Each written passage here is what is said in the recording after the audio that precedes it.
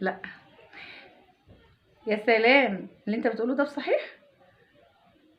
مش عارفه حد هتصدقوا معايا ولا ايه؟ انا فجأة كده لقيت حاجات غريبة. هو ممكن حد يموت من 7000 سنة واكتر ويصحى ويتكلم كمان يكتب شعر؟ لا ده انت جديد، ده انت كده ناوي تجنني. لا بجد في حاجة غريبة. بصوا يا جماعة، انتوا اللي هتحكموا. معرفش، انا جوزي لقيته قايم من النوم بيقول لي جدينا خوفو صحى من النوم. جدينا خوفو اللي بنى الهرم الايه الاكبر. لا. الاكبر صح كده. صحى من النوم، صحى من النوم ازاي مش عارفه، وكمان بيتكلم وبيقول شعر. صراحه مش عارفه. طب هو صحى من النوم امتى؟ صحى من النوم امتى؟ معرفش. ما تعرفش؟ امال اتكلم ازاي؟ طب اتكلم وقال ايه؟ عامة اه شوفوا هو ده اللي قاله. شوفوا يعني انت صحى من النوم قال شوفوا. يلا يا جماعه نشوف، يلا بينا نشوف. شوفوا.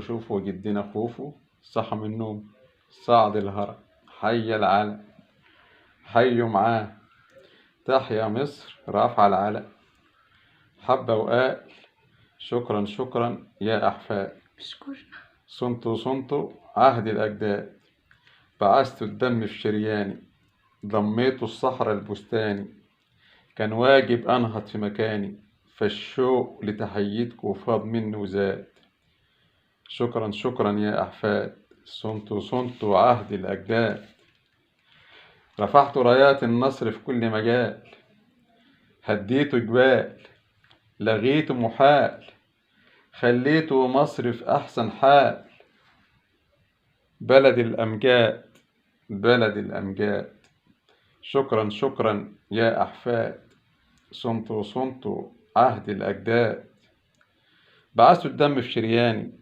ضميت الصحراء البستاني، كان واجب أنهض في مكاني، فالشغل تحيتكوا فاض مني وزاد، شكرا يا أحفاد. شكرا يا احفاد. يعني جدنا خوف وصحى من النوم وحي العالم وكمان بيشكرنا. هو جدنا خوف ممكن يكون بيشكرنا ليه؟ لا بجد بيشكرنا ليه؟ بيشكرنا بقى عشان مستحملين ولا عشان الدنيا حلوه ولا عشان ايه؟ بس الغريب بقى ان جدنا خوف وصحى من نومه وكمان حي العالم.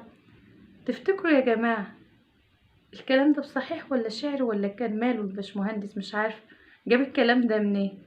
لا بجد عايزة اخد رأيكم في الموضوع ده.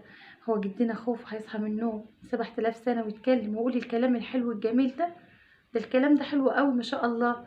ده المفروض يتنشر في الساحات كلها وكمان يتكتب هناك على الهرم الأكبر القصيدة الجميلة دي. أنا مش قادرة أقول له، هو قال لي القصيدة ومشى، مش قادرة أقول له إيه. تفتكروا يا جماعة جدنا خوفه لو صحى من النوم يصحى في أنه عهد من الرؤساء بتوعنا؟ يصحى امتى؟ في أنهي عهد؟ مرينا بعصور كتير، يا ترى هيكون في أنه عهد فيهم اللي هو ممكن يصحى ويقول لنا شكرا وبيشكرنا وبيخلينا كمان نحيي العالم؟ لا الموضوع كبير. انتوا بقى هتساعدوني في الإجابة. هو ممكن يصحى في عهد مين؟ عهد الرئيس مين؟ جمال عبد الناصر ولا السادات ولا احنا مرينا بعصور كتير ورؤساء كتير. انتوا هتقولوا لي بقى هو ممكن ده تكون بصحيح يكون كان نايم وبيحلم ولا شعر هو كتبه؟